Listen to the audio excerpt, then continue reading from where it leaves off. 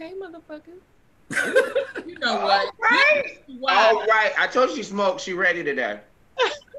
She ready today. When she smoking, she's like, you know what? You know what? All y'all can get some of this. I can't. Strawberry shortcake has been amazing. I want to give a shout out to Jeters. Y'all need to go ahead and sponsor this podcast. Y'all's little baby nuggets are amazing. Who's baby nuggets? Baby Jeters. Oh, gotcha. It's a brand. Oh, I was lost. Is that a California thing? And when she's smoking, you know what? You know what? You hear me? I think, you know what? I'm Kela Mahogany, and you know what? You know what? I like that. That might be your hat. That might be your tag. Finally, you might have one. You know, look. Rodney said y'all live. We know we live. This is what people do. Mm-hmm. Look, so they know what's up. So you know that we are live. Where the music at? Hold on, I'm trying to. Come on, where the music at? You know what? Y'all be doing the most. Wait a second. My God. Get it cracking. What's up? Hold on. If somebody else would like to drive this ship, y'all can. Not really. Look, all right then. Hold on a second. We just like to tell you what to do. I know. Because you tell us and then I don't listen. This is the only section that we can tell you what to do. Because I'm not paying attention. The only time. You see me, Danielle? Appreciate it. Right. Hey, Tavis. This is not working. David Simmons is getting married, y'all. I'm trying to get that. One of my friends is getting married. I'm trying to get down there, but my money is funny, and the ocean is not blue anymore. All the success, open communication, love, patience. You and yours. I wish y'all many, many, many years. Many years. Yes. Congratulations. My one watch party ready. Y'all ready? He's such a band geek. We love him. Black love is beautiful. Isn't it though? Ain't it though? I watched the show Black Love last night, and it was actually really good. There's a show called Black Love? Yeah, it's on the OWN network, and I watched like 4 episodes in a row. I was like, oh, okay. Talk to me about this counseling. It's like a couple sits on a couch and they're just getting questions, but all you hear are their answers, and it goes through like how they met, you know, the benefits of being with each other. Then it's like the struggle, like one big struggle that they went through their marriage, and how they overcame that, and what the future looks like for them. It was beautiful. Yo, I swear that's like my favorite thing to do. Like, I love to sit with my wife. Like, me and Shell just sit and we just talk to each other, just ask each other questions and just dig into each other's brain. Like, I love that shit, yo. All right, y'all ready for the music now? I am. Yes. I got my outfit. Shit. Okay, here we go. Music, cue. Yeah, fine. Are you trying to shake your boobs or you're trying to... Hey! What is wrong with my people? Hey! Oh my God. Y'all crazy. Woo. My friends have mental problems. I just want to let y'all know that. Today. Hey. What you got to say? Yes. I used to be a person. I used to be a people person too. Sure. But people, what's up, y'all? This your girl Dizzy, and we are here for another episode of What You Got To Say. So I got my crazy co-host in the building. What's up, Mr. Tyrone Greggory? Hey, y'all already know what it is. Love, gang, gang.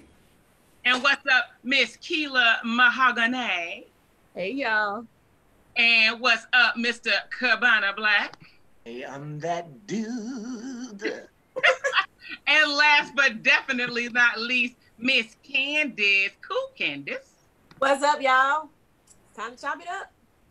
All right, so what we are doing today, What You Got To Say live, this is episode number 28, and we are doing Truth or Truth. So we have all formed an amazing bond during COVID, but some of us actually began our journey as kind of strangers. And we've acquired some followers and fans, and they have a tendency to like ask us questions on inboxes and things like that. So we decided, why not do a live show by answering each other's questions, kind of like general questions to get to know each other a little bit better. And we'll also be taking questions from all of you guys. So, I mean, I'm not going to say keep it PG because y'all probably don't want to hear PG answer stuff from us. You probably want us to get a little ratchet because that's what we do sometimes. So each of the co-hosts have submitted 2 questions that they want to ask all of us. And so we're going to kind of do a round robin, let each of them ask a question, and then we will answer and so on and so forth, and then go around again for the second question. But again, if you have questions to ask, please put them in the comment section and let us know what you would like to know about the What You Got To Say squad. So who would like to start? I got a question.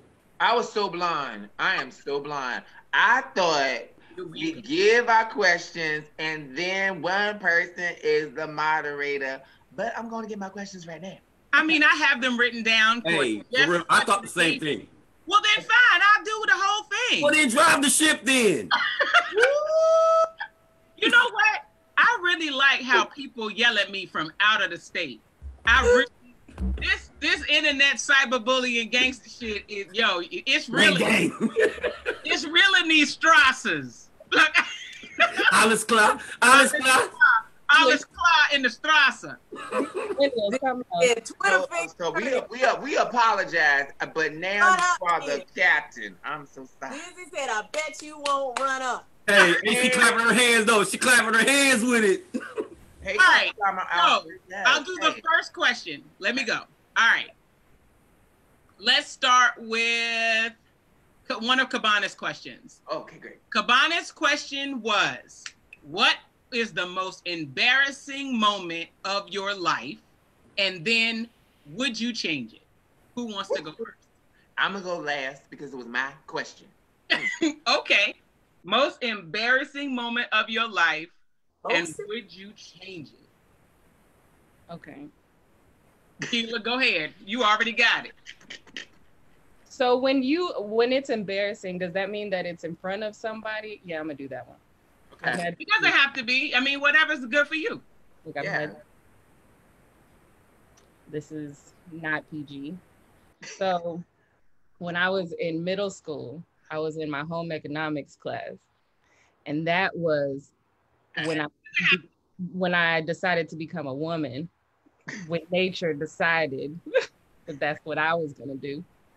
And like, then I got up from my seat and it was just everywhere. Oh, I had started my period and it was like, I was 10, 11.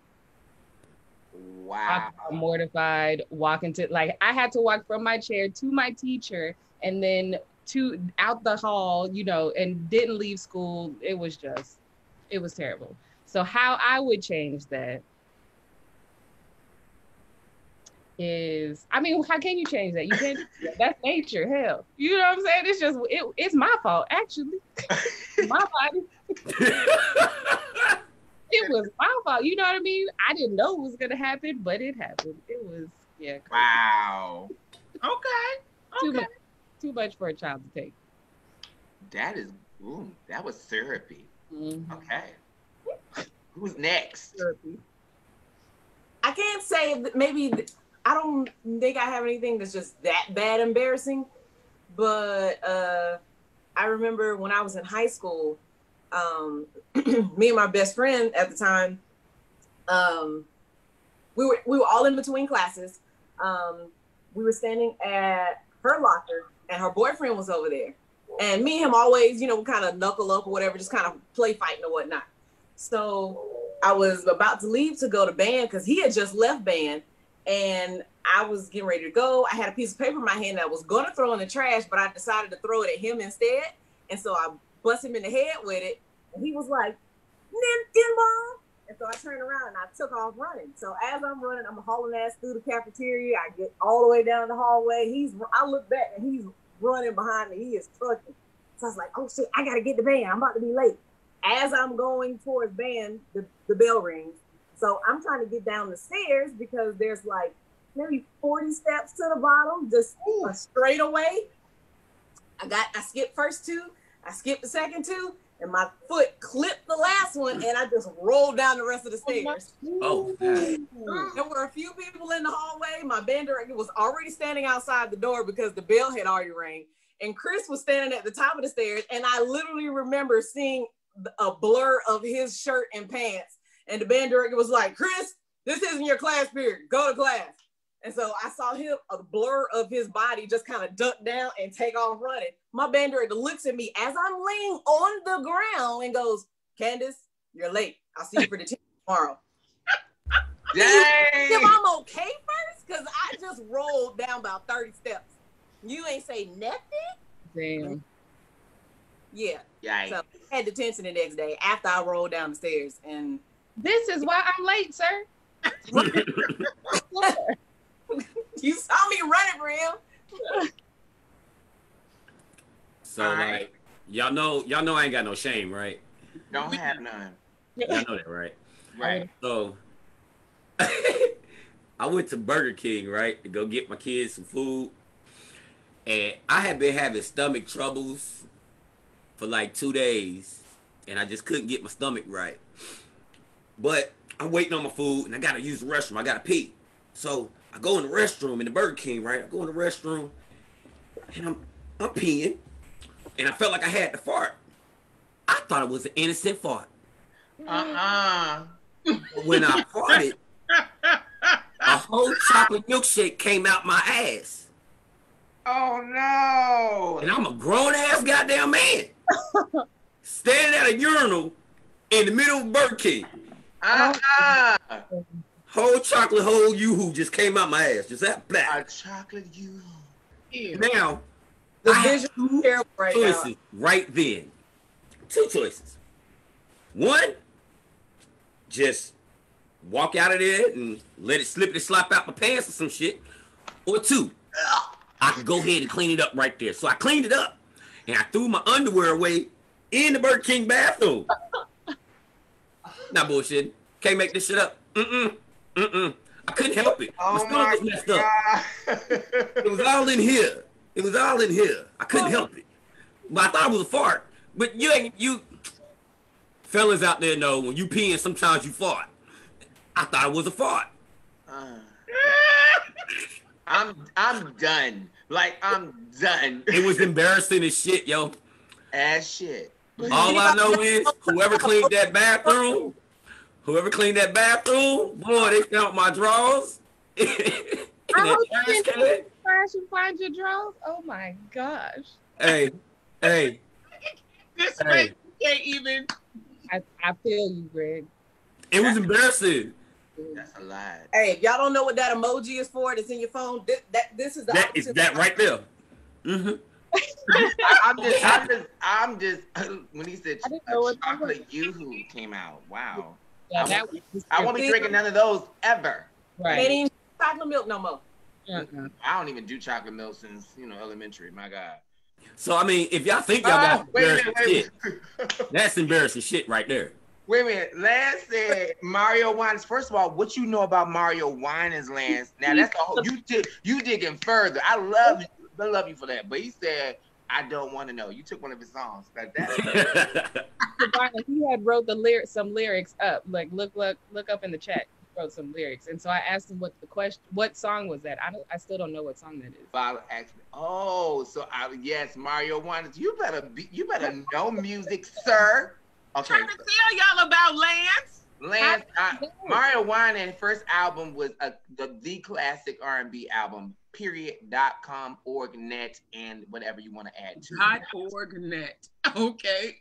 Okay, but yeah. So back onto it. Oh man, thank you. Okay. The other part of your question was, what would you change it? I guess you. Would I change that? I would definitely change that. Yeah, I would. If I could go back and not shit on myself in Burger King, I would. Oh God! Look, you got people in here talking about, "Oh my goodness, I can't breathe," laughing at you. All right, so I'm kind of hard to embarrass. I'm kind of difficult to embarrass. It's hard to embarrass me. But there is one instance that happened with me. I believe it was in middle school as well. It seems to be that when I have my most embarrassing moments, my little brother is always around. Oh. He's usually the cause or the catalyst for whatever it was that the embarrassing moment was. So I want to say this was middle school. No, this was high school. And we were doing a Black History Month assembly. And I was in this scene where we were slaves and we were picking cotton. And I was supposed to start singing Michael Rowed the Boat Ashore, right? So they opened the door, they opened the curtains or whatever, and me and about like 6 or 7 other. Now this is a high school assembly, like 6, 8, maybe 100. I don't even remember how many people were out there. It felt like 600 to 800 people. How about that? So they opened the curtains or whatever, and we have our little African stuff on, and we're picking cotton. And I was the person who was supposed to start the song. So I'm already nervous because I don't like to sing. I don't want to sing in public, but they asked me to do it. So I stand up and get ready to start singing this song. And when I inhale, my father is out in the audience. And before I got to sing, my father yelled, "That's my baby." It was dead silent. And it was just him hollering, "That's my baby." And I froze, and my little brother, who was also in the audience, when shit is really funny, my brother gets this high-pitched laugh. So right after I froze, you hear my brother,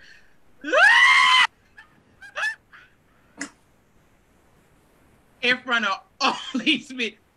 And I stood there and I bent back down like I was picking cotton. My thoughts together. I ended up singing this song, but after it, I was so mad at my brother and my dad. He was like, "I was just trying to let you know I was there and proud." I was like, "But there was no noise." No noise. And you hollered this out in front of all these people. I forgot the words to the song. I didn't even remember what I was supposed to sing. The words are the title. No, nothing. I couldn't remember nothing. I just knew that was my dad's voice and my brother's laugh right after it. So that was the most embarrassing. Would I change it? I have to say no, because that was one of my first big times really being on a stage. And I don't think much can happen from this point than to be embarrassed on stage in high school in front of your peers. So I think it kind of like helped me get rid of whatever stage fright I might have had. So no, I wouldn't change it. It was funny as shit. And we still talk about it to this day. So, yeah. All right, Cabana, what's yours, boo? Okay, so mine it's not funny. Of course not. Because for me, most funny stuff is not embarrassing. There are memories, so I fall a lot. I bump into walls a lot too. So therefore, I literally just fall. But that for me is memories. For this one, I said, well, let me tell something that people would probably never know because I would never tell them. Okay. So back in the day, they used to have a bus that would take people to New York, and they would form this trip for people to go perform on Apollo. And I was about, I think 14. And that's when Apollo was a big deal. You know what I'm saying? It was real traditional, you know, the whole Sandman, all that kind of stuff. So I decided to go on the bus. We get to New York. We with my friends, and we go underneath this, under the stage, which I never knew that, you know, and it's all these autographs of all these famous people. And for me back then, I was real church. Like when I say church, I was Holy Ghost, Pentecostal, and beyond, you know. So I saw this signature of CeCe Winans, and I was crying. I was like, oh my God, you know, this is gonna be amazing. This is gonna be amazing, you know. And So it was time for me to get called. Everybody that went before me, you know, wasn't doing good. It was getting booed. I was like, oh, Jesus Christ. But I was like, I sing, you know, I'll be good. So I come out, and number one, not only do I forget to rub the log, I come back and I bump the log and the log falls. No. You did knock over the Apollo log? So the log falls, and you would have thought that I was Trump. They started booing. I was like, you know what's going on? You know, I'm real young. I'm super dramatic. I was like, I don't know. I don't understand. And then the host was different world. Then bad. And so I was like, oh my God, you know, whatever the case may be. And so he was like, calm down. It's just a piece of wood. I'm just joking. It's not just a piece of wood. He did mess up, but this is what we're going to do. He real young, y'all. Calm it down. So they calm down. And I'm singing, ironically, Lance, I'm singing Tomorrow by the Winans. So I get up there. That audience only let me sing maybe 8 words. And they went into this biggest, I mean, it was the biggest boo I ever heard. I was like, oh my God, I don't know what to do. So I was sitting there, I was so embarrassed, and I didn't move. So Sandman didn't come. He didn't come out. So all of a sudden, Sandman come get me and taught me our thing.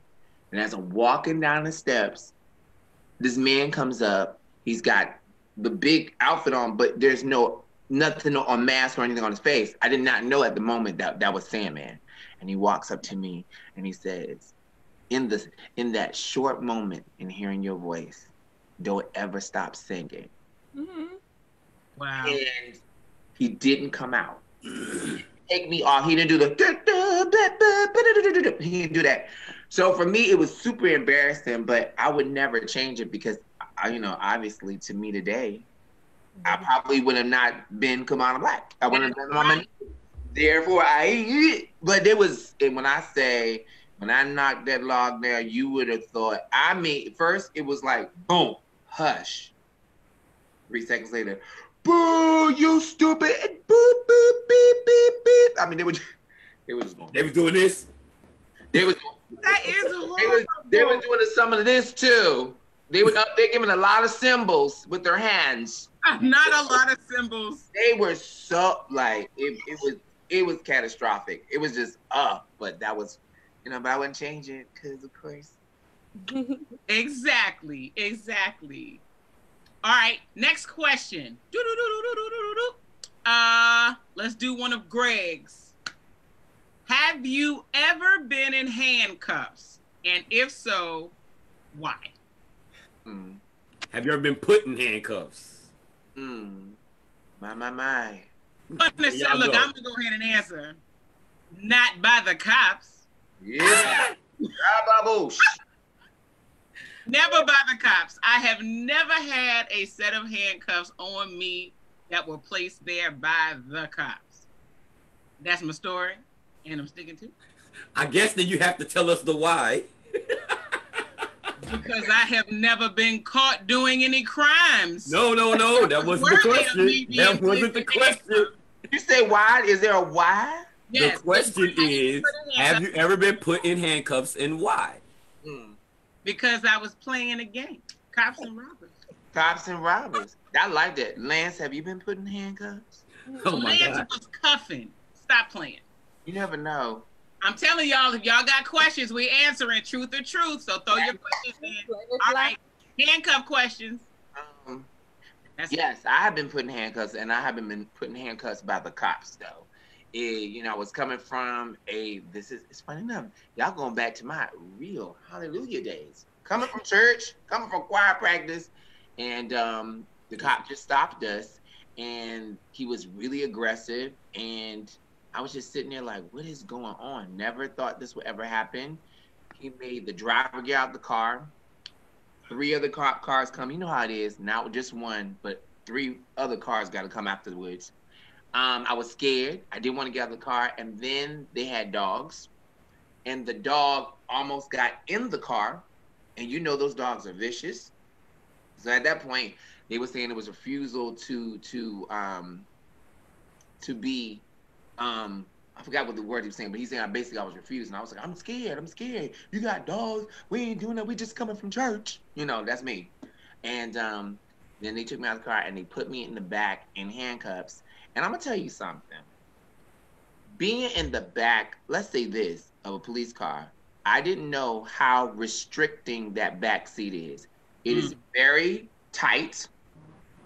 And when they put those handcuffs on you, you have to maneuver in such a way because it's meant to make you almost feel like you are in a box or, to me, a slave. It is it is scary. And I'm gonna tell you, this is the crazy thing. You know what the crazy thing is? I'm sitting there crying like, God, what's going on? What's going on? And what the other cop that was in the extra car, because I was in the third cop car, they didn't know. So I'm in the third cop car, and he listening to gospel worship music. I was like, what in the applesauce is this? But then for some reason, for me, I was just like, sir, I'm really scared. Can I at least let my dad know? And I let him know how old I was, because I was a teenager. He was like, man, they shouldn't have done that to you. I don't know why they did that to you. And he took the handcuffs off of me. He called my father. And that was it. So, you know, and that's even my and that's early before all of this stuff happened. It's kind of like, yeah. I wish I was in handcuffs another way, maybe like Dizzy. I haven't experienced it. And boom. Okay. Definitely experience it. It's different. Takes a lot of trust, but experience it. First of all, Lance is so silly. I know. I'm peeping Lance's comment. Yeah. You never been propane and propane accessories. He has never been in handcuffs before, however, been introduced to propane and propane accessories. Okay. I like that, Lance. And stop putting just kidding. We know you for real. Stop. We know you for real. We know you for real. We know you a global freak. Let me stop. What about you, Miss Candice? I know, right? Chocolate City. I have never been put in handcuffs. Period. That is not. She said in no way, shape, or form. Period. All right. Never.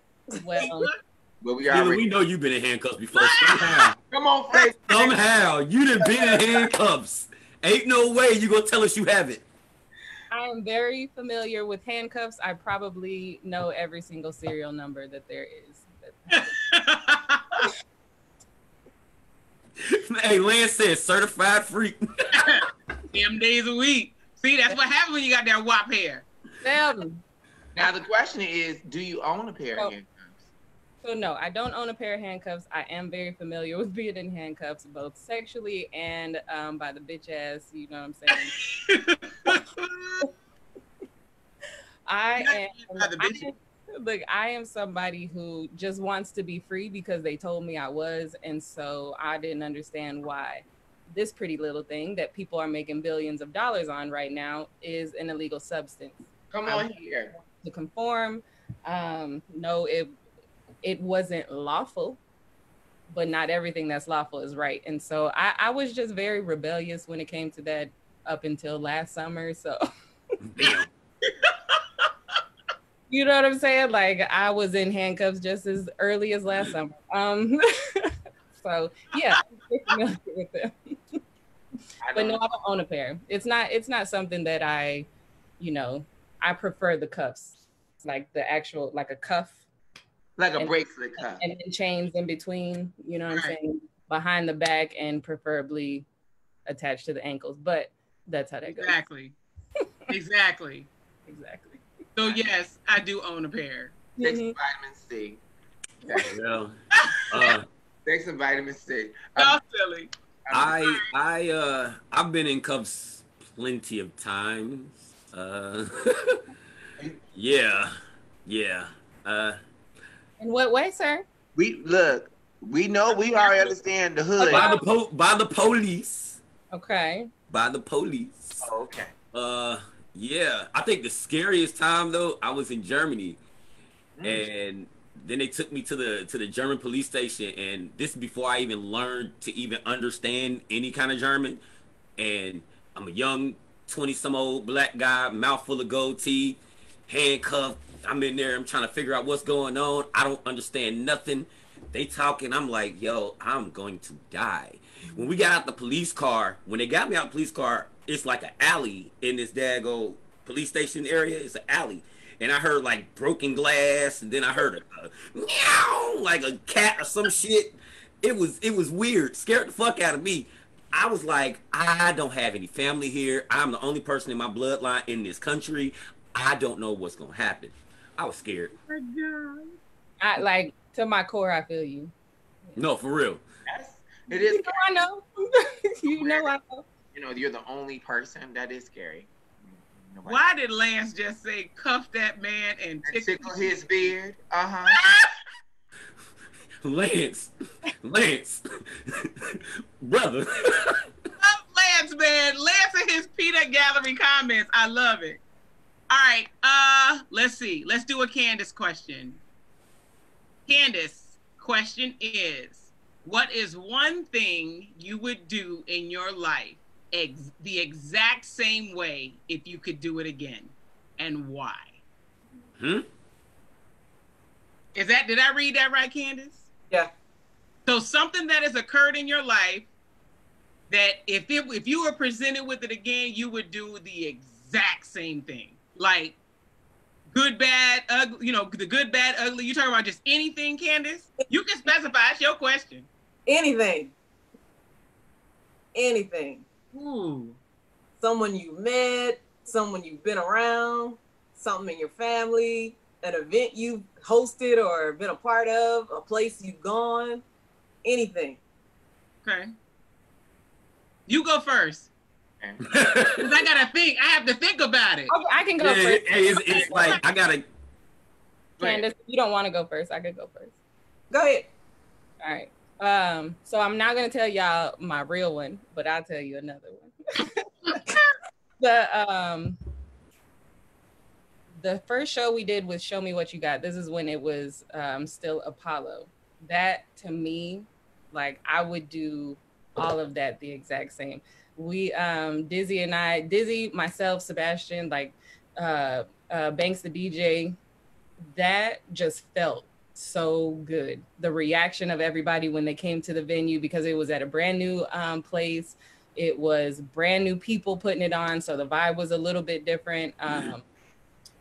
And it was the first time we came and put this show on, and the feedback that I was getting in the moment, the excitement, just seeing how packed it was, seeing how everybody was up on their feet. Like I would do every single thing the same. Our outside area, like it was that right there. I would want to do that again, the exact same way. Yeah. I just want to piggyback on that though, right there. That show we did in Danville was the shit for me. You get Chick-fil-A. You know what I'm talking about. Yes. So we did Greg and I did a show in Danville, Virginia. What's up, Justin Williams? Thank you for this opportunity. So we were out in Danville, and the participation in the show was not as high as we had anticipated it to be. And if anybody knows me, I'm going to show you the same energy if there's 30 people, 5 people, 5,000 people. I'm going to give you the same energy regardless, because you still paid your hard-earned money for a ticket. And that chemistry on the stage between Greg and myself that night was crazy. He did way more than my quote-unquote Sandman executioner even had to do. We just vibed on stage. We had a time period where they gave us all these Chick-fil-A gift cards to give to the crowd. And somehow turned into like a freestyle song of you get Chick-fil-A and you get Chick-fil-A. And then everyone in the building started singing it. We had a time where I came out and, well, he came out and he had snatched one of my wigs from the back and came out and I didn't see him. And then the DJ started playing Proud Mary by Tina Turner. And I was thinking I was on stage by myself doing Proud Mary moves. And I didn't know he was 2 steps behind me doing the exact same moves. And it wasn't planned in any way, shape, form, or fashion. We never planned anything. We made a Soul Train line of everybody that was in that venue. We made a Soul Train line on the stage. We had an old lady with oxygen and a walker coming down look, she made her way up the stairs onto the stage because she was determined that she was going to get in that Go down that Soul Train line, yup. Come on. That was mind perfect. you, this is the audience coming up on stage with us. All the audience. That's how you can tell how many people. Yeah. The whole audience came on stage and partied with us. So that was a dope idea. Because you gave like this little piece and everybody was like, that ain't great. You know what I'm saying? Yeah. So they had to know what it was. But your moment though. That I would do the exact same way. Cabana. Yeah, I got one. So what's a tie? They're very special. And the first one would be, I definitely would not change anything about the Fuzz Band and going overseas and doing our tour for the troops. It was beautiful. It was life-changing. It was the first time I was able to surf a crowd and jump into a crowd of soldiers, dragging me all over the place. We traveled so many places. We were so protected, and it just was so beautiful. I wouldn't change it. And this one is really special, especially, I won't go too deep because I'm dealing with something that I have to deal with on tomorrow for the loss. But this particular person, you know, if it wasn't for his existence, I wouldn't have experienced the greatest show that I've ever put on as a headline at the Norva. And it was called the Blaq Revival. And I had like 13 or 14 artists I showcased. I had lighting show by the guys that did lighting for Kanye West. It was beyond amazing. And this gentleman, you know, made it happen. But the show was effortless. Dizzy was a host. Jessica was a host. It was so magical. And my dad was on the top row being able to see his son headline, billboard, name on the building. And the Norva is the number one arena in the world still. And so I was just like really, really proud of that. So the Blaq Revival's anniversary, 4-year anniversary, is actually on November 22nd, 2020, because we came out on 2017, November 22nd. And I start advertising the show on October 3rd. And unfortunately, crazy enough, a friend of mine who I knew him since 11 years old, became a pastor, helped me with the show. He passed on October 2nd. So I honor Grant J. Reynolds on today. I'll be going to the funeral tomorrow. But I think that's wonderful that you asked that question, because I wouldn't change not one thing. Like the Blaq Revival, if I could go on tour with that, that was epic. Epic. That's awesome. Nice. So it's gonna sound like, you know, cliche or whatever, but for real, I would not change like my wedding day. I would not change it for nothing. Like, we got married just of the peace.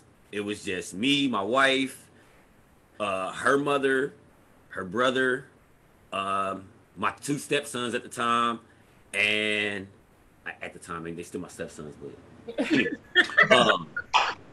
they were young. They were young. You know, I mean, they itty bitty. And we had two of her friends or whatever, and that was it.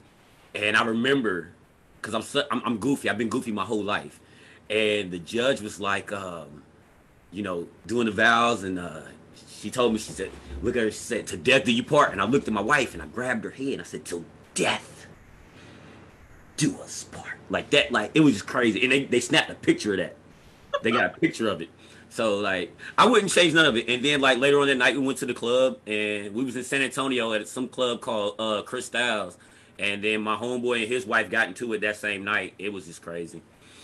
And I wouldn't change it. I wouldn't change it. I would love to do all that all over again. We went to TGI Fridays. It was great. Come on now. I know, right? Get into their pasta. Why don't you? It was great. Jack Daniel's wings. Come I on. wouldn't change that though. Some of that chocolate dessert, yeah. So I can't. There's like 3 different major things that have happened in my life that I would like do over and over again the exact same way. One is when I saw Beyonce in Frankfurt. Hey, bye-bye. What? I have never bbeen that fan that cries at concerts. Like I always would joke people like, why are you crying? It's Michael Jackson. Why are you crying?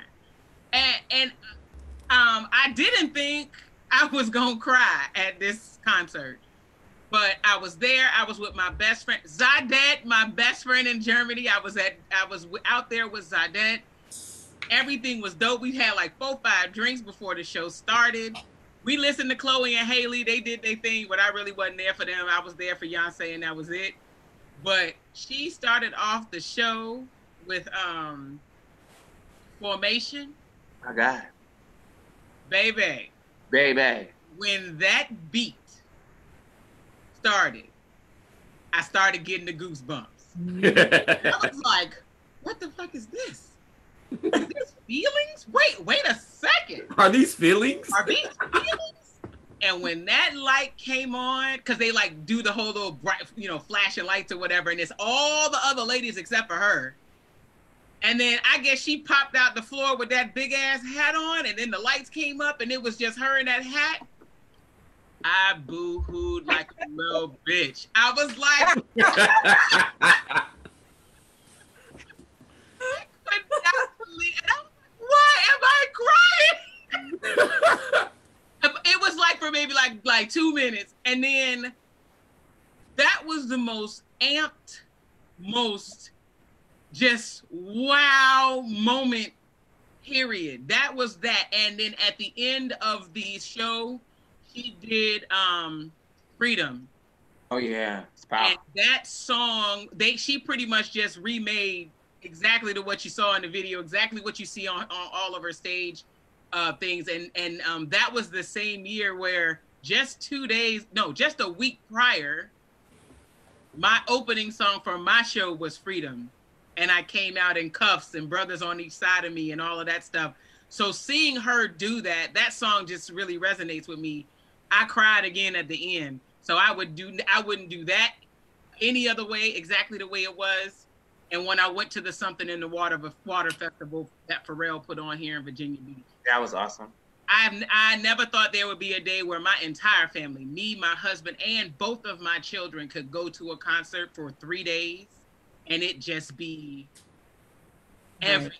I was safe. We were safe. We had fun. My children had fun. My husband, it was something there for everybody. And it was just like the most awesome 3 days ever with them. So. Yo, your husband is so chill, yo. I swear to God. Thank you. He calms me down sometimes. All right, Candice, what is your thing? Okay. Mine is, you call it cliche, but mine is actually meeting my husband. When Dave and I met, well, he actually found me.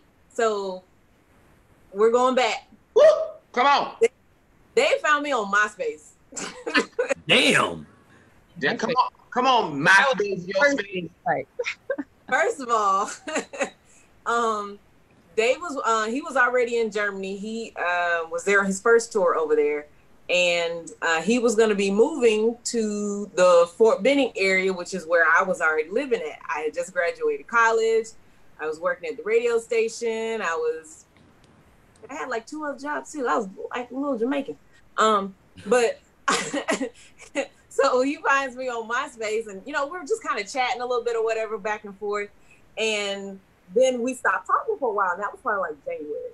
And so he hit me up again like October time frame and was like, hey, I'll be in your city at the middle part of November.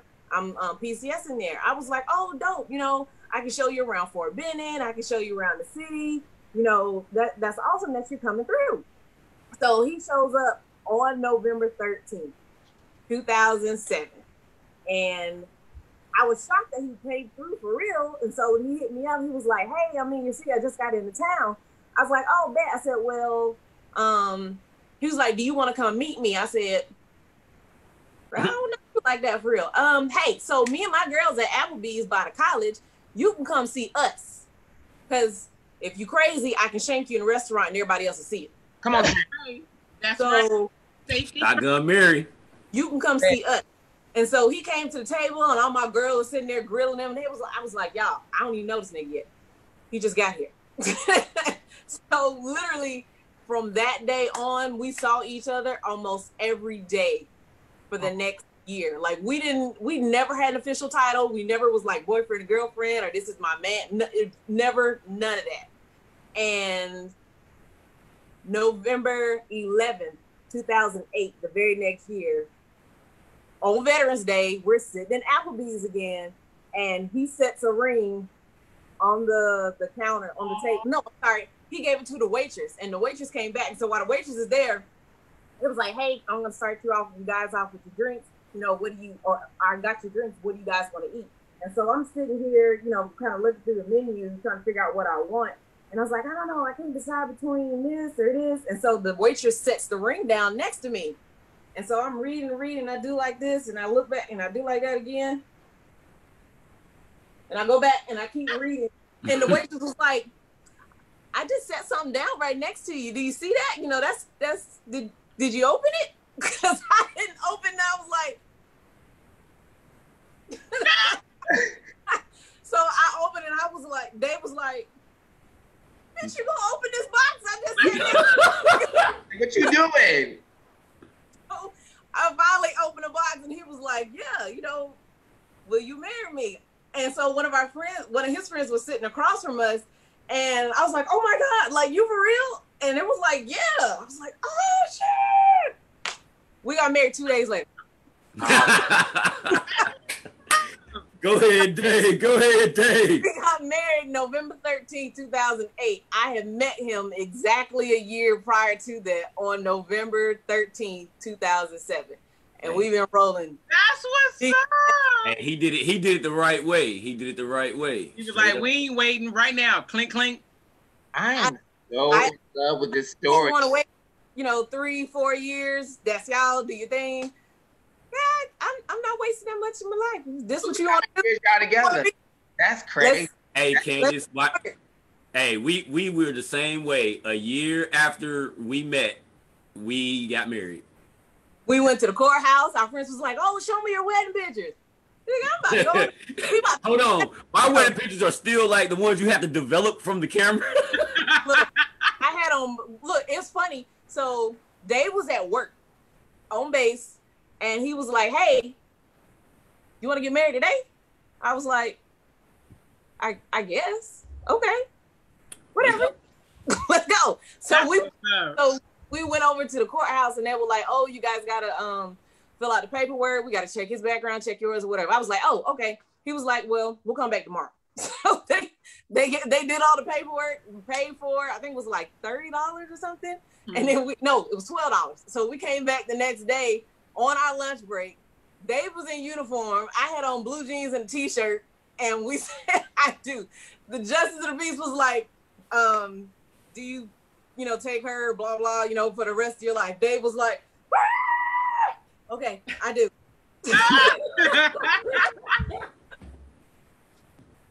That's great. Love that. Y'all been together how long? On November 13th, it'll be 12 years. I would have known him 13 years, but it'll be 12 years. See, that's dope, because that's like, me and Shell, we're a love at first sight type deal as well, so we've been 16 years together, married for 15. So it's possible, y'all. It's possible. It is. I'm telling you, it doesn't take everybody 5 years of dating to figure out if you the one. It doesn't. I ain't got time to waste. I ain't got no time to waste. I'm going to claim October 31st is going to be my date. Jesus. Shoot. Like it. Dang it. Got a, let's see. Lance shared his one. He said he was performing Faithfully by Journey in Korea. In the middle of the song, there was a guy that proposed to his girlfriend, and I would do that all over again to feel that moment and share that life-changing moment with that couple and everyone in the audience. You better. Oh, that's what's up. And also, you can ask us any questions about what you want to know. Right, because we'll answer. So go ahead and ask. Oh, it is truth for truth, and we ain't even bullshitting. He also put his embarrassing moment. Oh, he did. I seen that. You can share it. Somebody read it. He said, too much. There I was sitting in class in middle school in the middle of a test. My crush sitting right behind me. I was having stomach issues. I dropped my pencil on the ground beside my desk. Me not thinking about it, being self-aware of me feeling bloated from holding my gas in all class, decided to lean over, pick up the pencil. Lo and behold, my stomach decides to just let loose, and you would have thought someone tried starting an old Ford truck up in the middle of class. Stopped mid-lean, dropped my head, picked up my pencil, and just sat there in silence, basking in my aroma while everyone was staring at me. Needless to say, I didn't look back at my crush the rest of the class. The next time in class when we made eye contact, it was awkward. Ooh, no. He said in an aroma. I just like that in his aroma. Like it's an aura. We are lucky that farts are not colored. Oh my like goodness. I see it colored. Because I think a fud is colored. It's just wet doo-doo that's sprayed out. What? I'm talking about like in the cartoons. It's like this green. They have a cloudy sunshine going out. Hold the fuck up. Y'all crazy. Did he say it's just wet doo-doo spray? Yeah, spray like an aerosol can. Just okay, I've got one of my questions. Oh shit. Name 2 things that you have done in life that you never thought that you would do. 2 things that you never thought you'd do. Like if someone had asked you 5, 10, 15 years prior to the date you did it, you'd be like, hell no, I wouldn't do that. And then later on in life, you did do it. It could be conquering a fear. It could be something that's crazy. Shoot, it could be something sexual. It could be beating somebody up. I don't care what it is. Well, I'll say this. I can only share one, but the rest of the guys on here know the other one. But I never thought that I would ever get tattoos and go crazy as I have. I got tattoos, and this is my favorite one right now. It's a butterfly. I love it. But I never thought I would do tattoos, but I'm infatuated with them. I thought I would be scared of them, but when I get tattoos, I actually fall asleep. I enjoy it. It feels like a vibration or something. So I never thought tattoos. And the other one, well, you just have to find out, but it definitely lives with the queens. But I think that doing stuff that you never think that you would do is important, because I think that it frees you. Like, I would say this too. I never thought I would be enjoy painting the way I love painting. I just finished painting on Mount Trashmore. So if you really want to do something really cool, go get a canvas, get some paints, and go on top of Mount Trashmore. It overlooks the city. Take some good music. It is like so cathartic. It's so beautiful. So I never thought I would be into painting like I am. That's from our paint. Yeah. Our show. I'm changing things up because we're remodeling my place for my birthday. So we're doing a outside paint party on the 15th for my birthday. So we're excited. It's time to change. So I think, conquer your fear. My 2 things. So way back in the day, I used to be a lot larger than I am now. I think in my entire life, my heaviest ever in my life was 360 pounds.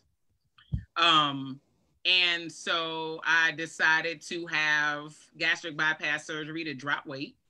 And I did. That's not the thing that I wanted to do though. But I did that in order for me to drop weight. And so I had when you go through that process, you have to go see a psychiatrist to talk to them about how your life will change when you go from one extreme to another extreme, which I never got to the real little extreme because I look like a crackhead if I'm skinny. So they said you got to make a goal.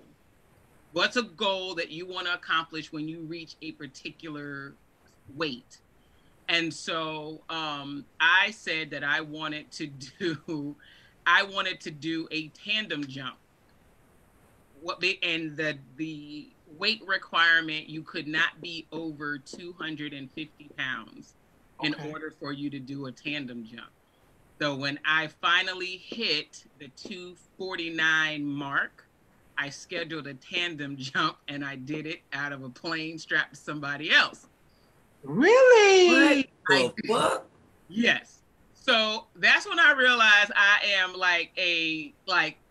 I love X Games type shit. So I've always liked roller coasters. I've always liked all of that stuff, but I thought I would be I was hella scared. I won't do it that again. That box is checked. Don't throw me out on no more planes. So I did that. So that was dope. And the other one was I did zip lining. Oh, how was that? And I did zip line's fun. That's so fun. 4 years ago. No, it was before Naomi. So I did it maybe 7 years ago, 6 or 7 years ago. I did it. Zip lining is dope as hell, but come on, tell me the but. I did zip lining over here in Virginia, up in Richmond. They allow you to zip line over the zoo, so you get to peep out the zoo from up above. So we actually took some kids from the youth center zip lining. And my intention was not to zip line that day. My intention was just to be oversight for... Give them the experience. Oversight. And so the kids, please, Miss Dizzy, come zip line with us. I was like, nah, I'm not doing that. And so as time was going on, teachers kept backing out. They would start the obstacle. So there's a whole obstacle course that you have to go through first to get to the first zip line drop. And they do this with intent because the obstacle course is so difficult. It's mind difficult. It's like some American Ninja Warrior stuff. You stepping on wood and bridges are moving and it's just really hard. Especially if you're not in shape. And I'm clearly not a physical training kid. So I was in no type of shape. But I got to one point, there was this point where I had to do something and land in a net. I had to jump and land and grab onto this net. And I just could not get past in my head to jump to the net. And there was kids all the way already on the other side. There were kids behind me ready to go. And I was just like, nah, y'all gotta let me down. Let me down. And one of the kids on the other side was like, Miss Dizzy, you could do it. You told us we could do anything. You can do this. You can do this. Want them babies do that to you? Right. And so one of the little girls said to me, Miss Dizzy, pretend that your son is over here with us. And that's the only way you can get to him. Baby. From the mouth of babes. And so I was like, all right. And it took me about because I didn't want to move from where I was. It took me about 2 minutes to get my mind together. And then I did it. And those kids yelling for me was everything. So I completed almost the entire course. I mean, the zip line part is the easy part. The obstacle course is harder than the first time you jump off that platform. Of course, it's scary, but it is so free when you're going. Do you stop yourself or somebody's there to stop it? You stop yourself. So there was 50 stations that we had to go through. I made it to station number 49. And the reason I couldn't make it to station 50 is because the very last zip line, the 49 zip line, was over like this building where the lemurs lived. Y'all know what lemurs are. They kind of look like King Julian from Madagascar. That's the first thing put in my mind. Right. They kind of look like that. He's actually, I think, a meerkat or something. But anyway, it was a lemur. It was a lemur house, right? And so the lady told me when we were getting off that plane, she said, make sure you hold your feet up the entire length of this zip because it bows kind of low over the building. Oh. So I don't have no core strength. What the hell? You know what I'm saying? I don't have no core strength. I don't do sit-ups. I don't have no core. I don't have no abs. So I held it up for a little while. But as I went over the building, like the heel of my shoe touched the building. Didn't hurt. It touched the building. So I'm coming this way and my feet touched the building and it turned me. But you need your feet for the platform you're going towards. I hit that damn platform. Boom. On the side of my body. I hit the side of my body. And I cut. There was maybe like a 2 to 3 inch cut on my calf. What? Not only did I hit the damn platform, I hit it and then I bounced back to the center of the zip line. Damn. And I was like, well, how the hell am I supposed to get back over there? So this was what the funny shit was. The lemurs come out of there was one I looked down, I'm over the building, there's one lemur outside, like this. Looking at me, he is judging me. He's judging. So he's judging you. He goes into the house. And so I end up talking to because the zip line people, there's people on the ground as well. So the guy was like, hey, just do hand over hand to get yourself to the next platform. I was like, bruh, I'm not doing nothing else. Go get whatever contraption you need to lower me down. I'm not doing nothing else. I'm done. My leg hurt. I'm bleeding. I'm ready to go. I'm ready to go. Well, you didn't definitely change my mind. I'm waiting for these people to come get me from the middle of, we like 50 feet in the air. So I'm waiting for these people to come and get me. So while I'm sitting there, I'm chilling, I'm waiting. And I look down. This damn lemur done gone inside the house and told everybody else that my ass was stuck. So when I looked down, it was like 50 lemurs looking like, what the hell? I was like, you went in and told everybody? I was more embarrassed because the lemurs were staring at me than anything else. That should have been your embarrassment story. I was embarrassed. I wasn't really. The lemurs, for real, staring at me? Nah. But that right there, I would definitely do that again. But that was something I never thought I would do. That, the zip line and the tandem jump. I would have never. I'm definitely not going to do the zip line. I was excited in the beginning, and you have helped me to say no. Thank you. No, you should. I guarantee you would love it. It is fun. I would do it again. Yeah, we did it in Germany. They had one. What was the name of that city? Starkenbach or something. You gonna do it? Saarbrücken. But the zip line that we did, it was maybe 40 minutes outside of Landstuhl. But the zip line takes you across a lake. So you do the different obstacles and you get higher up in the air as you're doing the obstacles. And by the time you get to the top, the very last one is what takes you all the way across the lake. Right. It is so calming. It is the most beautiful. Why y'all laughing? Because me and Kela having this. They probably chatting back and forth. It happened before she started, and then it didn't stop, and so I was already caught up. I'm sorry, Candice. Okay. Because he was like, Kela, you gonna do it? And I was like, I've already done it. And so then he burst out into laughter. I don't know. And we just have a moment because I was like, she was like, bitch, I already did this. Shut up. just be like, I was like, well, then I'm gonna try then. Dang. You should try. I'm gonna join. That you never thought you'd do, that you've done. Who, me? Anybody. I'm the only one that answered, I think. Yeah, because I got lost what the question was, but now I'm back to it. Sorry, I went off a tangent. Sorry. Lemurs and zip lines. Sorry. I know, right? So something you do that you never thought you'd do. Oh, shit. Oh, I'll tell you this right here. So, like you talking about the zip lining, when I was in basic training, they wanted us to rappel off this platform. And I was scared as shit because, like, I'm not the biggest of fellows in the world.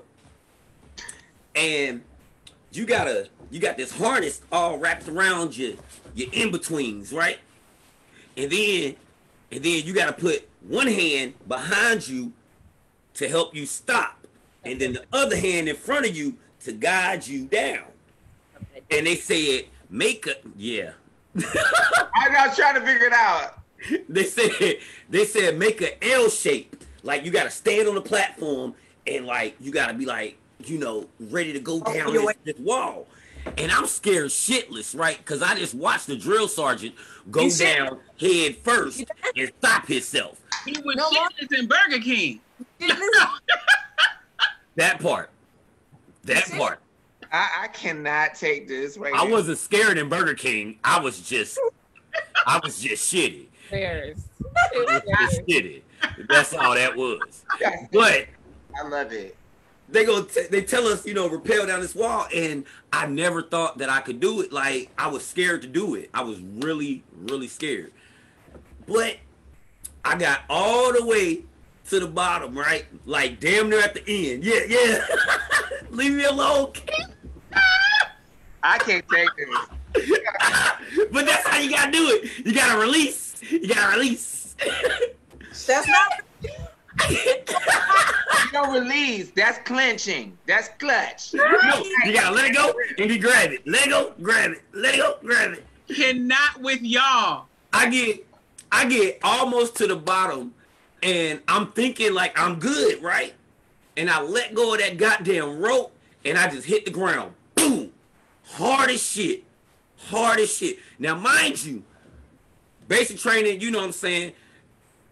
I mean, it's females and shit. And, you know what I mean? They don't. I mean, you know, they ain't looking their best, but they look good. What do you mean by that? Females. I don't know what you mean. Kela about to get all the way back. You know she's still. Because in basic training, look, you are you, goddammit, in basic training. What that mean? You got to interpret. I don't get it. He means they was looking rough. There's no hair by Mahogany going on at basic. They didn't have hair by Mahogany. I tell you that shit. We go there. They go to basic training. We be looking like Sealy. What? But it was some cute ones in there though, and I landed. I landed on my ass. Boom! I said, "Oh shit." But I never thought that I would even be able to do that. So that was one. You still did it? What happened?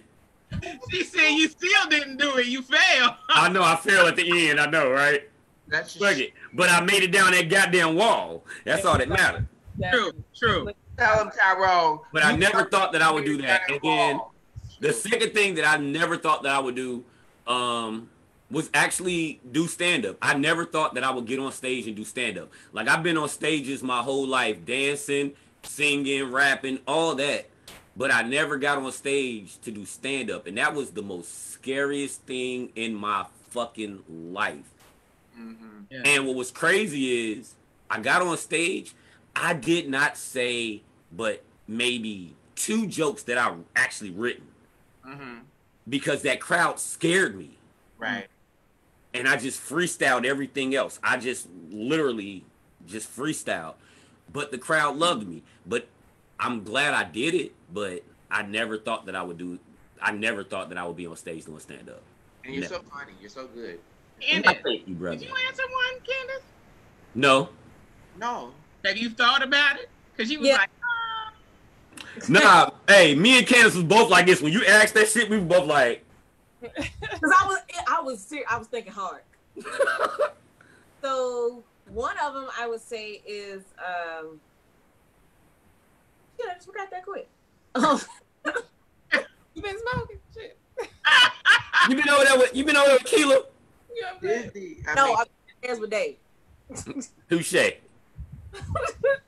I would say so. One of them would have to be. I never thought I would be so content with hanging out in my own house.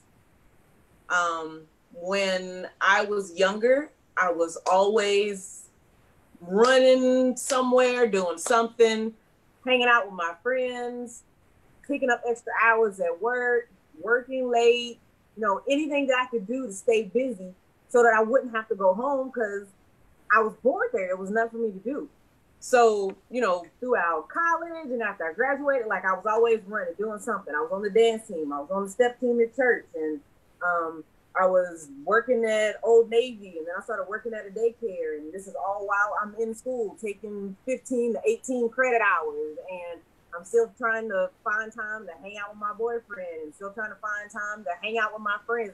I'm doing all this shit simultaneously. And like, I would literally leave my house in the morning at like 4:45 to go to work, and I wouldn't come back home till after midnight. And this was daily. So when I got married, we hit the ground running. We were still doing the same thing. We were hanging out. I was after I had Junior, I would pick him up and take him with me, go hang out with my friends. And when Dave and I got married and we got to Germany and we're hanging out, going to parties and cutting up and traveling to different countries, like I was always running, doing something, and I was always busy. And when COVID, it was before, right before COVID happened, after I had Dakota, we really just kind of calmed down and kind of settled in with ourselves. We were in the process of trying to buy a house. So it was like, okay, we got to pull back. We can't be spending as much money, going to all these extra places. If we trying to go somewhere, we got to do some things different. And so we literally started calming down and reeling it back in. And then when COVID happened, it was just like, well, shit, we've been hanging out in the house already, and we got this nice ass house. It's uncomfortable.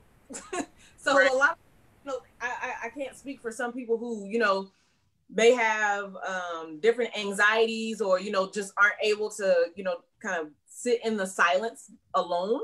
But I'm so comfortable right now. Like I am at ease. I'm at peace. Mm-hmm. Just to be able to sit with my family, even if we're not all in the same room, but I know my kids are in, their playroom. I'm upstairs with my husband, or I'm in the kitchen cooking, and, he's upstairs relaxing. I know everybody's safe because we're all in the same place. And right. That's like a sense of peace that I've never had before. And so I would have never thought that I would have gotten to that point in my life to where I can be peaceful at home and be just content. Mm-hmm. And I love that right now. So you're not a homebody at first, but now you are? I still wouldn't say I'm a homebody, but I'm okay with being at home. Gotcha. And then I would say the other one is I never thought that I was gonna have fun in a strip club, but that shit is fun. I got the opposite. When I was younger, I used to talk cash shit about them folks. Like, what, man, these strippers, I done heard about some of them. They got bullet holes on the side of their bodies, and they got cellulite over there and stretch marks over there. I used to talk cash shit about everybody. But going to the strip club and them wings, bruh. Hold on, Hooters has a strip club? No. I thought you said Hooters. I thought she said. Look at her face like, no, that's not what I said. Wings, Hooters, wings. But not a bad idea. They better not steal it. Go ahead. Hey, strip clubs are the best place to go on a date with your spouse. I promise you. I don't care what nobody say. So much fun. No, take Go ahead, Kela. I said I'm the opposite of Candice. I never thought I would have not have fun in the strip club. Oh shit. Yeah, man, going to strip club with your spouse is fun. That shit is fun. Especially when you get back home. What? Hold on, what happened? What happened when you get back home? Tell us. All kind of shit happened when you get home. While you was there. You get to execute all that training. What? Oh, what you talking about before, Dizzy? The handcuffs. Yeah. Wait a Kela, what happened, Kela? Hold on, but Kela, why not? Very shocked, Kela. So listen, I love strip clubs. You know what I'm saying? I loved it. Me and my girls would go.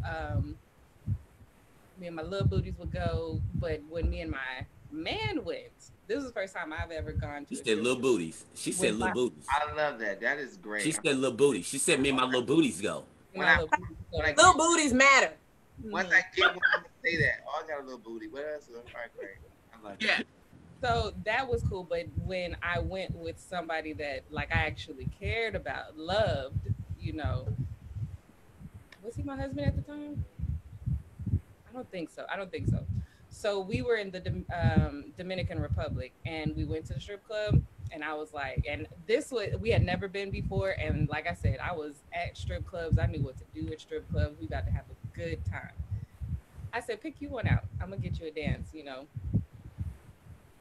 Why he had to pick out somebody that he actually like loved to look at. You know what I'm saying? Somebody that was really oh, there he is. Standing. He was staring like, yeah, you said pick somebody else. That one right there. He pick one of the Dominican girls that was walking around, you know, that look big old booty and so why he had to pick somebody chocolate that I know he really likes. The only dark-skinned girl in the place. That's the whole point. But no, but at that point she was like, game over. Right. I felt so uncomfortable. Like I still, you know, he got the dance. I walked away. I thought I was going to be able to sit there and enjoy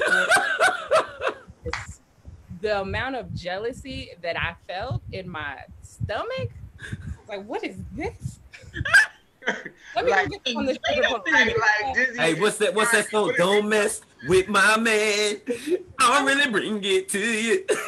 All booties do matters, Lance. I immediately got up on the pole and was like, let me. Wait a minute, hold on. Wait, you got on the pole. Got on the pole. So you got mad to my you sitting here with little chocolate thunder.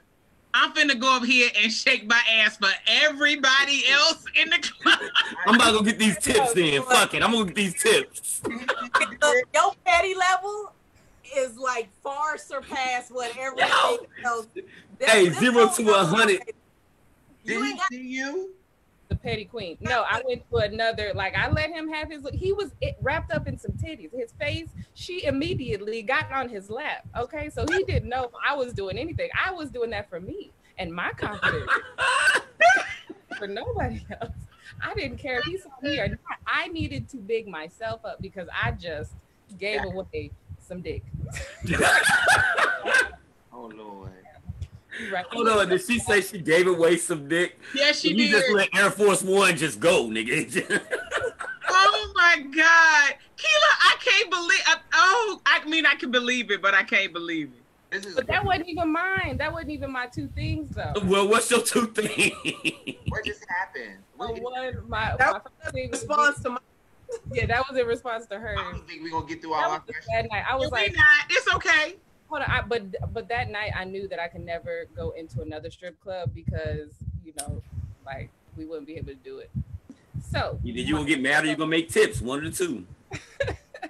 One is that I never thought I was gonna live in a foreign country, own a business, speak another language, like all that stuff, in a foreign country. That was the furthest thing from my mind. I had been around America, like all around, but Europe and other parts of the world was not something that I even longed for. So that's dope. And then I never thought that I would be as sexually free as I am. Like that's, I think, the number one thing. What does that mean? What does that mean? Open to trying new things, I think because you never talk about sex, like who talks about sex with you as a young person? Right. Your friends. That's because of the Americanized box thinking. Yeah. So like you just looking at TV and, you know, looking at porn, which I was when I was younger. So who didn't? It's like there's a fantasy side, but then there's a side that rom-coms teach you where it's like it's supposed to be this beautiful thing and it's missionary and, you know, like not too far out of the box or whatever. Right. And so when I met my husband, it was like even a little bit before that, I was kind of coming into like curiosity and watching different things and being exposed to different like videos and stuff, and just different things that were possible. And then when 50 Shades of Grey, that was really good though. Actually. Okay, the books. I have a theory. Hold on. Finish, Kela. Hold on. The books for me were something that that allowed me to take what was in my brain and be like, oh, I could do that. Right. Like I could do that regular, like regular people still do this too, not just on, TV. And so that allowed me to even be like I am with food, where I'll try anything once. You know what I'm saying? If I don't like it, I don't like it, but I'm not going to be so closed-minded to, to sexual things, because like that we are sexual beings. Right. That's the theory I had. The theory I had is once you find the right person, whether you get married or you're not married, y'all together, whatever, you become a trisexual is what I call it. You become trisexual. Trying anything sexual? You will try sexual things with your partner because you trust them. Yeah. Yeah. That person also kind of has to have an idea in their mind, because I feel like I've had a pretty good, like when it came to sex, I'm pretty confident. I am pretty like, whatever I want to do, that's what I'm gonna do at every stage. You know what I'm saying? I just think that the ideas weren't there for some things that I ended up trying later on in life that weren't there before. So along with a good partner, you got to have like some ideas that open to different ideas about sex. Trisexual. True. Yep. I haven't tried. Okay, so I know that we're like getting up on our 1 hour and 1 hour 20 block. Is there anybody's second question? Did you see that? Second question. Okay, brother and fifth love. No. That you absolutely positively want to ask. Like, I have all of your second questions. Is there one that y'all absolutely positively want to ask? Why don't you just pick one? Do mine. Okay. Go ahead, sis. Oh, Candice, yours is quick. Okay. Which is better, piercings or tattoos? And if so, how many do you have? Tattoos are better. 1, 2, 3, 4. I have 15, 5. and tats are better. I hate piercings. Like 9. My ears pierced. It was just the pain, needles, and all that stuff. I mean, needles in the way that they have to go through your skin, but like drawing, that is definitely therapeutic for me. Yeah, it is. I want a nose piercing really bad. I love being tatted up. I love it. It's like once you get one. Yeah. Like my very first tattoo was on my shoulder, but like after you get one, it's like, nah, I want another one. Yeah, you get hung. I want another one. Then you just keep going. Like I'm still not done. I just got my nose pierced yesterday. How did that feel? I want one.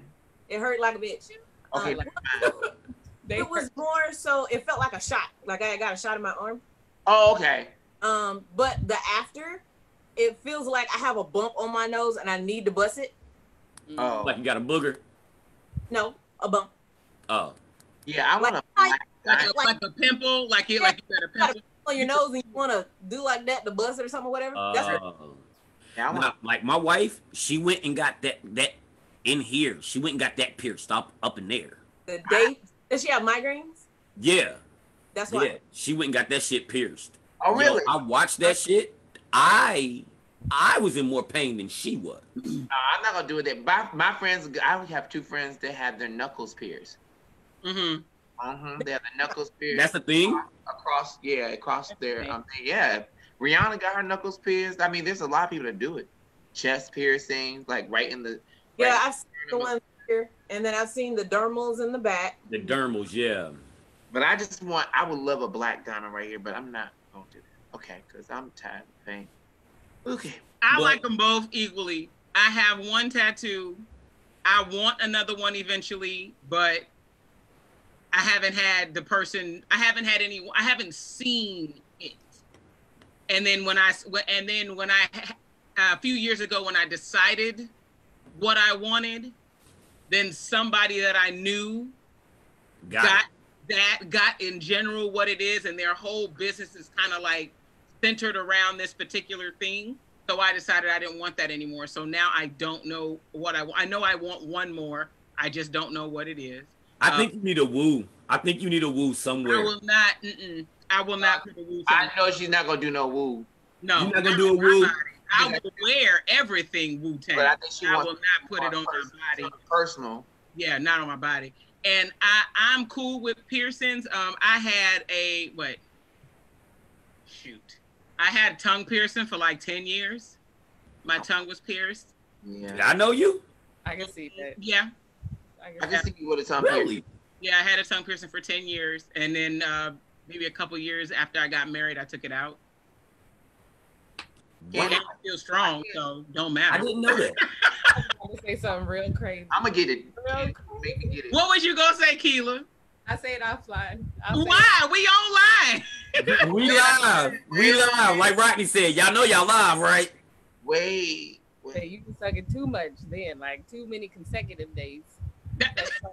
Oh, I don't. Why know. else would she get the tongue ring? It ain't just to be like that's cool every once in a while, but if you doing it every day, you get this out of here. It's just no, ma'am. No, ma'am. Oh, it has. I would have to agree that it is a definite plus to have that. I don't know. I can't get one. I have a vein running down the middle of my tongue. Everyone has some. Why did they couldn't do mine? Why did he say he couldn't do mine? Okay, so here's my question. All right, so this is probably why he asked you. So some people underneath their tongue, you have that piece of skin that connects your tongue to the bottom of your mouth. Right. Yeah. That piece of skin comes out too far towards the tip of your tongue, then they will not pierce. Then maybe that's what he was talking about. Right, that's why. Because everybody got the vein, but if it's too far close to the tip, they will not pierce it. So, nope. All right, that was a quick one. All right, so my second question. Yeah, my thumbs. What has been your greatest accomplishment so far? Quick answer. Quick answer. Greatest accomplishment. Greatest accomplishment. Staying alive. Staying alive. Staying alive, really? If you knew my life, yes, really. Touche. Touche. I am today and not dead. Yes. Touche. I've had a life too. I understand. Touche. Right. Candice? I would say getting my degrees. Because a lot of people in my family, they've started and never finished. And so I was one of the first to complete multiple. That's dope. Nice. That's good. KB. I think mine was getting my master's while I was pregnant with Naomi. Because it shouldn't happen. Like, yeah. When you're pregnant, towards the end of my pregnancy and then the newborn stages, that's where I was doing my master's degree. And it's funny because as hard as it sounds like it should be, it's almost not, because all of those sleepless nights where you can't sleep because you're uncomfortable because you're pregnant, everyone else is asleep and you can knock out assignments like that. And since newborn babies take so many naps during the day, as they're asleep, you knock out an assignment. Wake up, breastfeed, put them back to sleep, knock out an assignment. So that, to me, that was, other than creating the family that I have, then it would be knocking those two out at the same time. Lizzie, but you're a different kind of beast, though. Nah, I'm not really. I'm telling you, degree, you know what I'm saying? With a family, that shit is hard. Right. And while but working, it's doable, y'all. It's doable. Yeah.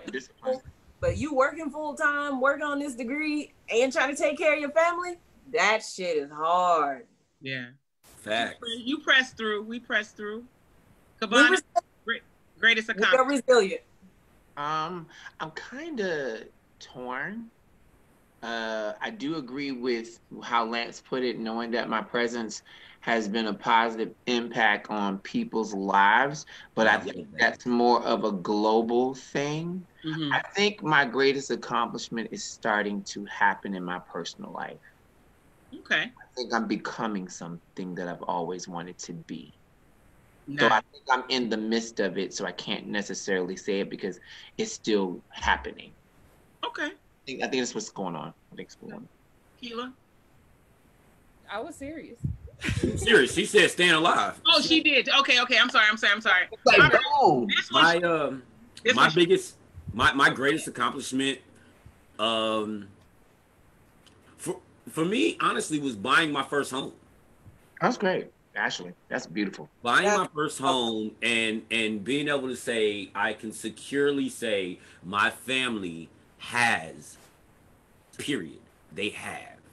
That's dope. Yes. That's it. Like, just to be able to say, as a man raised by a single woman, growing up the way I grew up, doing all the knucklehead shit I did, I accomplished that goal to be able to say, no matter what, even if we don't stay in this house forever, regardless, my kids always will have somewhere to call home.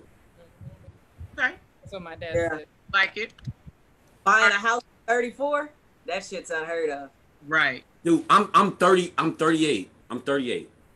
And it's like, it's unheard of to me. At 38 years old, I look at, you know what I'm saying, like, I'm blessed to have the type of friends I have, the people that y'all all see on this screen right now, you know what I'm saying? But, you know, the friends I have on my personal side, outside of y'all, we all are accomplishing things like this. We're buying homes. You know what I'm saying? We have assets and not just liabilities. Right. All right. Were you doing something earlier, Busy? Were you about to say something? What? No. I changed my mind. If you could live anywhere, one place, the rest of your life, where would it be? Anywhere. Thailand. You love Thailand? They still on my shit list. Don't think you off, okay? You're not off. Agreed. I still love it. Yep. Anywhere, rest of your life, where would you want to live? I'm going back to Europe. Back to Europe? Anywhere in Europe? Germany specifically? What? I would say I could do Germany. Okay. Great. Okay, so I want an island full of Blasian, Black/Asian, Blasian midgets. Tired of you. I'm done. Look, Kela turned her off. Wait. Where would you want to live the rest of your life? That's where I would want to go. I would want an island full of Blasian midgets with big boobs and big booties. Little people. All right. Cabana, where would you want to live the rest of your life? Why everybody turn their nose up at me like I'm the wrong one in the room? God, it's your life. Okay. I would like to live on an island with a bunch of little Blasians. Got it. Right. Cabana, where do you want to live? I really don't know because I haven't been. My dream trip is to go to Singapore. And then once I go to Singapore, I'll know if I will want to be there. But I don't really know. But I do want to be somewhere where it's just opened, you know. But I always want to go to Singapore. I did love Germany a lot. So that is definitely up there, you know. I didn't like London and England because it was a little bit more dirty than I thought. But so was France. Paris was a lot more dirty than I expected. It is. And then even, you know, for me, I could, you know, even go back to Athens, Greece, but I do want to say something about the United States. If I could think of one place in the United States, I haven't been there either, but Seattle, Washington looked very nice. So just kind of, I want to be somewhere where I feel like it's just clean and good. Seattle and Spokane, Washington are the closest looking to Germany. Yeah. Yeah, I saw where? And when I landed in Spokane, Washington to execute a camp, when we were landing, it felt like I was in Germany. Yeah, it looks very I do miss Germany. Anybody that's ever been to Germany, like Black people, I'm just gonna say Black people. Y'all, if y'all ever go to Germany, listen, you will fall in love with Europe. You really will. That's why we bought our house. Dope experience. That we did because it reminded us of Germany. Really? Yeah, that area that we're in right now, it's considered little Germany. There's a lot of little German towns that are around here. They all have their wineries. They have like the rolling hills, and it looks like Germany. I love it. Speaking of rolling, I want to get a house built with those Rolladins on them. Rolladin. Rolladins? Yeah. Rolladin. Oh, Dave, I need those installed. I need that. I need that. I would want to live heated floors. You said in Netherlands? The Netherlands. When I went to the North Sea Jazz Festival in Scheveningen, and then the few years after that in Rotterdam, the one I love Germany. Don't get me wrong, but the one thing I missed in Germany, I am a born and raised Virginia girl, and there you can throw a stone in any direction and be near a beach, and it was very. The only thing I missed about the United States outside of my family was being near water. I need to be near a body of water. Yeah, when I went to Scheveningen and Rotterdam, it was still the Europe feeling, but it felt there was water everywhere. So I believe and it's chill, cool, calm, everything, and I loved it. I love the Netherlands. Last round of room. Last one. Do you have a phobia, and what is it?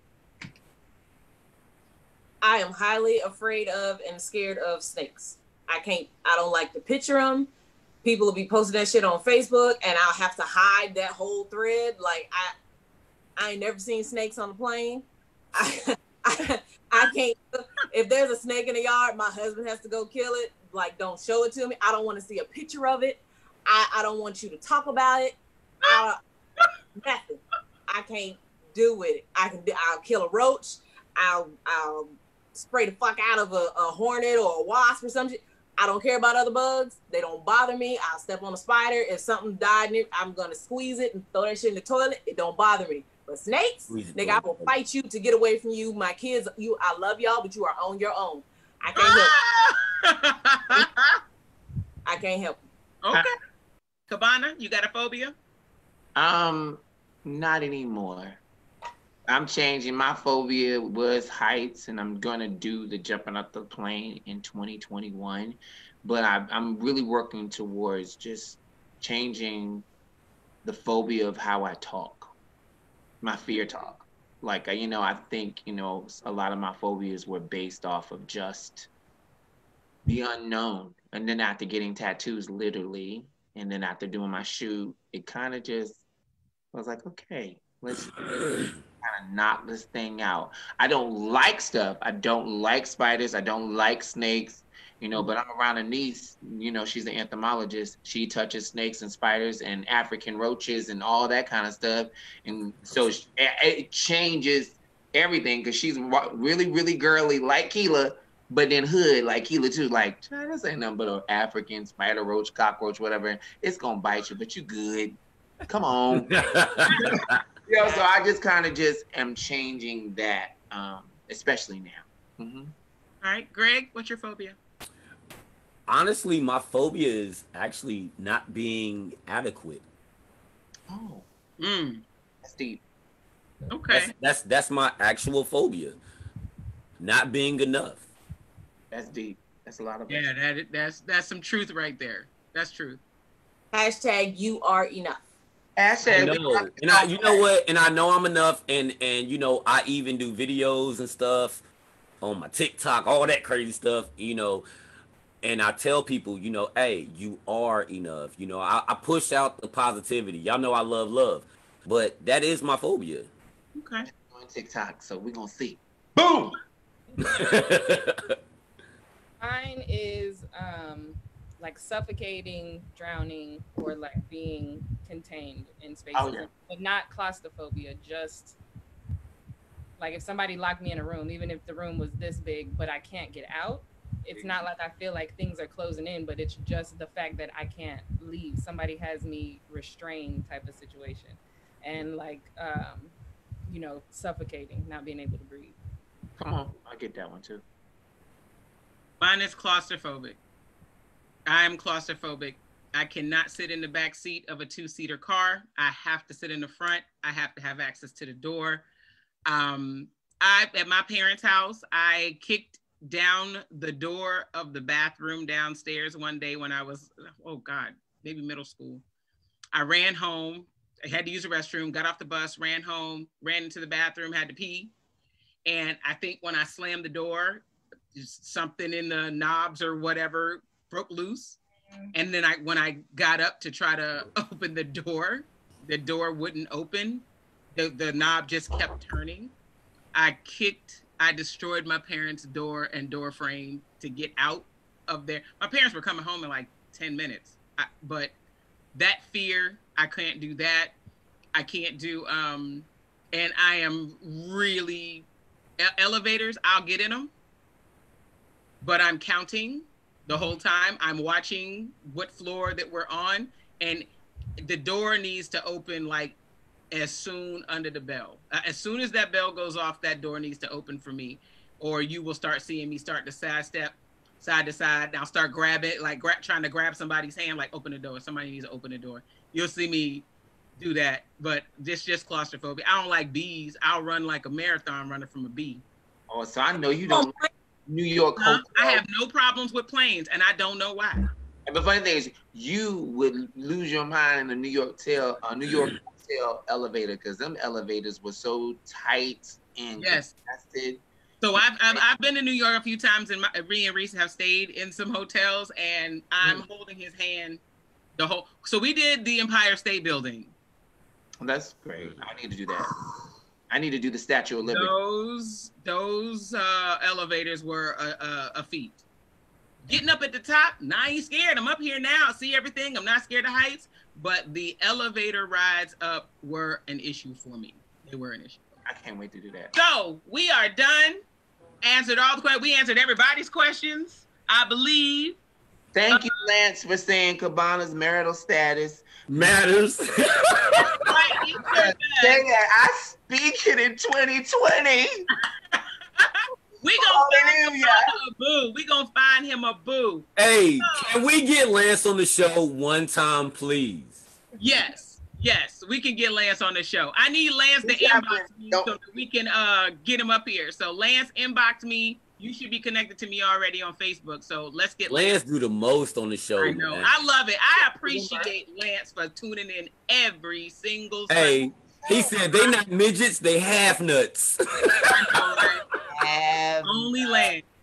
We need Lance. November. That should be like our family and friend show. Yes, it should.